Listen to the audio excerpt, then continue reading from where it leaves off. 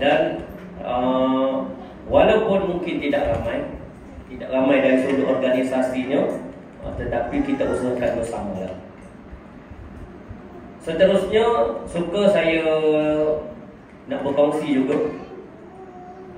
Bila kita melihat beberapa cadangan dan usul, nanti kita akan bincanglah lepas ni. Dan ada cadangan yang pelbagai lah, cuma kita shortlist kan, jadikan beberapa. Dan cadangan itu juga alhamdulillah orang sebelum ini pun dah cadangkan, tetapi kita tak dapat laksanakan kerana ada tekanan melibatkan pihak luar, melibatkan JKR, melibatkan JPS, inilah saliran air kan. Dan sebelum ni tengok ada pagar dan seumpamanya.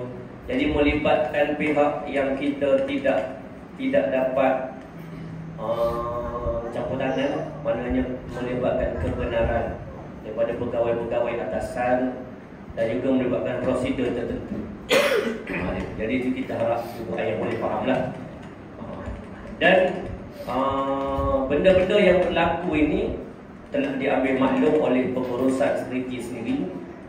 Maksudnya JIBG dah sampaikan melalui info daripada ibu ayah. JIBG sampaikan dan mereka juga dah usahakan. Dan alhamdulillah setakat yang kita lihat sekarang ni lah, kalau mungkin